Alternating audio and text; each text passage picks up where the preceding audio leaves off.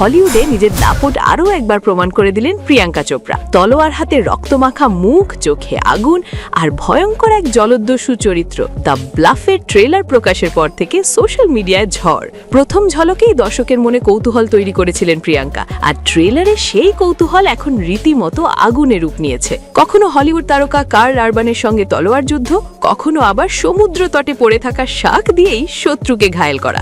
High voltage action দৃশ্যে একের পর এক প্রতিপক্ষকে ধরাশায়ী করছেন তিনি।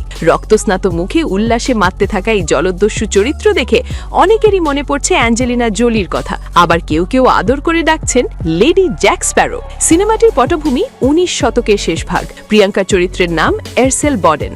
একসময় তিনি ছিলেন দুর্ধর্ষ জলদস্যু, যার নাম শুনলেই কেঁপে উঠত শত্রুরা, ব্লাডি মেরি। কিন্তু সেই সহিংস জীবন ছেড়ে তিনি আশ্রয় নেন ক্যারিবিয়ান দ্বীপে, শুরু করেন নতুন জীবন এবং হয়ে ওঠেন একজন মা। কিন্তু অতীত কি এত সহজে ছেড়ে যায়? না, সন্তানদের রক্ষা করতেই আবার অস্ত্র হাতে নিতে বাধ্য হন তিনি।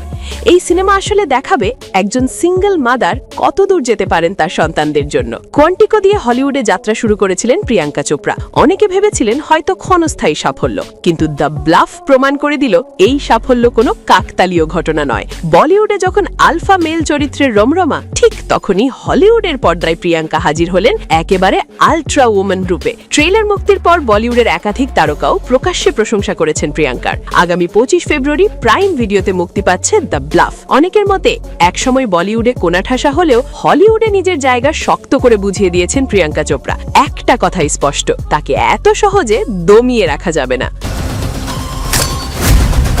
You miss me, darling?